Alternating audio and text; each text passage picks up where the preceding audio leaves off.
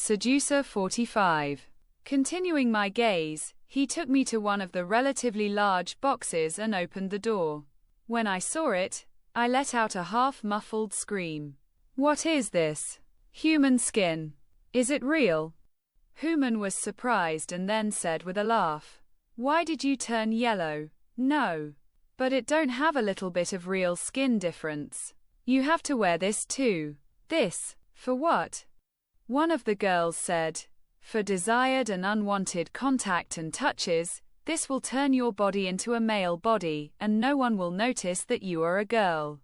I said, "This will make me a boy." Hooman took it in front of her body and stuck it to herself. "Like this? Its thickness won't allow anyone to feel anything." "I understand."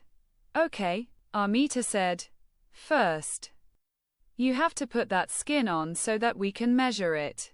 "Of course. From that time on, we will have your measurements. Then some boyish clothes for this party. Both boys and girls must believe you are a boy. Now let's go to one of the rooms." Hooman said, "I'm going to the kitchen to entertain myself. Do you have anything?" "Yes. Thanks to Mahan and Arman's money. I have everything. Help yourself." "Thank you, girl." He went to the kitchen and we went to that room. I took off my clothes and they started covering my body with that artificial boyish skin. The adhesives that were rubbed on my skin and the skin that they carefully placed and pulled on so that there were no extra wrinkles. In silence. They did their work with utmost precision and delicacy. Just like a surgeon, I wanted and was going to play my biggest movie role. Armita said, "Walk, move your hands in all directions. Sit on that chair and stand up. And finally bend over in an athletic position a few times and touch your toes. We have to make sure of everything." I did all the work and they looked at me like a buyer. After that, they fixed the last floors and finally it was time to get dressed.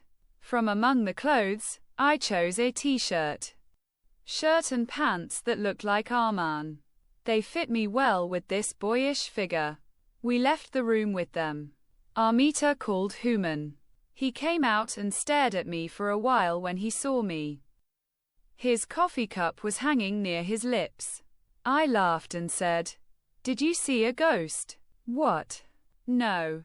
I really didn't think you would look like this. You have a good figure and like you went to the gym. You used to exercise. What a body style you had. Kill girls and strangle boys." My laughter grew and I said, "Now finish that coffee." "Aha! Yes, definitely." I sat down on a chair in front of the mirror with Armita and the girls. First, they went to my hair and hid it under something like a swimming cap. This time, the changes included the smallest parts of my face and hair. It had to change from girlish beauty to boyish beauty. Finally, after 3 hours, the work was finished. Hooman took pictures of me like a model in different poses and then we watched it. Then he said, "Flawless and perfect. Now that you don't have the anxiety from last time."